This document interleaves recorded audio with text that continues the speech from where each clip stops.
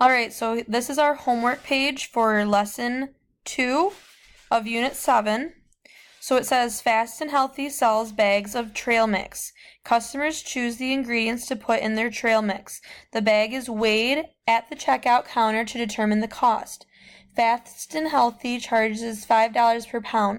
They also sell granola bars for $1.50 each. So if Lee has $9 to spend on trail mix, how many pounds of trail mix can she buy? We're going to let Y be the number of pounds of trail mix. So our inequality for the solution, so it says the inequality for the solution.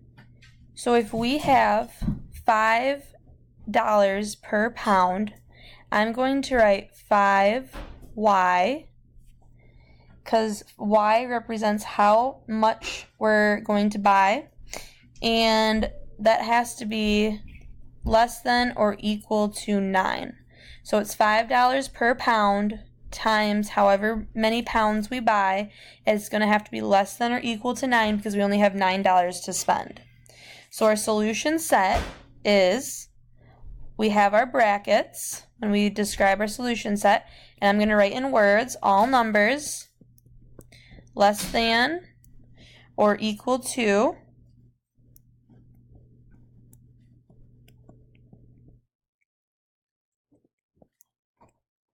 1.8. And now here's how we're going to get 1.8.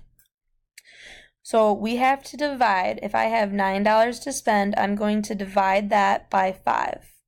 Now if we divide 9 by 5, we have 1.8 as our answer. So I can get a pound and 8/10 for my trail mix. So I have Y has to be less than or equal to 1.8, and it has to be greater than 0 because we're never going to buy a negative of anything, and we're not going to buy a 0 of something. So in order to graph this now, I have 0, it's not equal to 0, it's greater than 0, and then I have 1.8, which is about right here. So I'm going to color that in because we also have it that is equal to, and then I'm going to shade in my graph. So for the next one, I have the price of a plain smoothie is $2.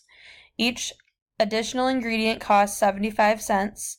Lee has $5. We're going to let M be the number of ingredients. How many ingredients can Lee add to a plain smoothie? So if we have $5, first we got to figure out that we have to spend 2 of those dollars on buying our smoothie plain. So I'm going to subtract 5 minus 2. So I have 3 additional dollars to spend on extra ingredients.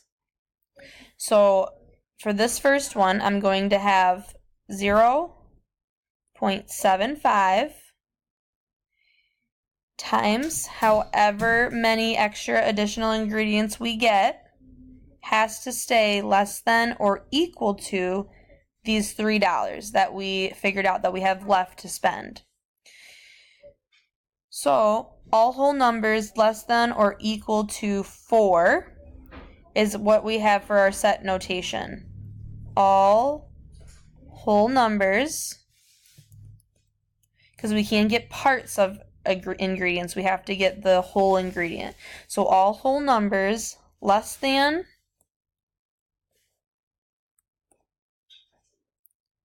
or equal to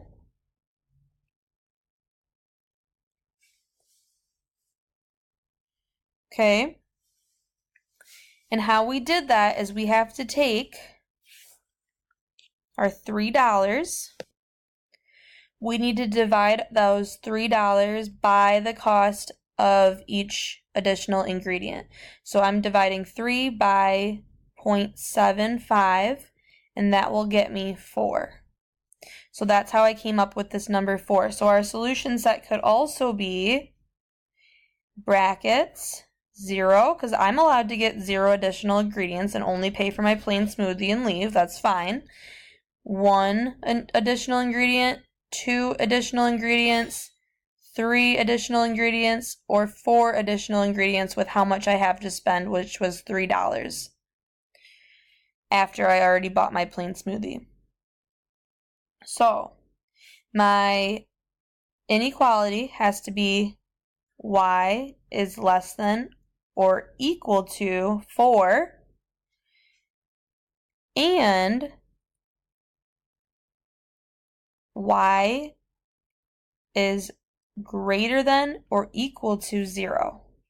So that means y stands for the number of ingredients that I want to put extra on my smoothie, and it has to stay equal to or less than 4 with how much money I have left to spend. And that number of ingredients also has to be equal to or greater than 0 because we can never have negative ingredients. So when I graph that, I have to put my dot here, my dot here. So now this one looks different than the graphs that we've plotted in the past because we're not going to have any numbers in between. I'm not going to have parts of ingredients. Okay, so our graph shows dots on 0, 1, 2, 3, and 4. So the last one is just saying describe how the graph in this problem represents the solution to the problem. Well, we know that we have the option between 0 ingredients, 1 ingredient, 2 ingredient, or 3 or 4 ingredients. We cannot ever have a part or half of an ingredient. So that is why we have whole numbers on this graph.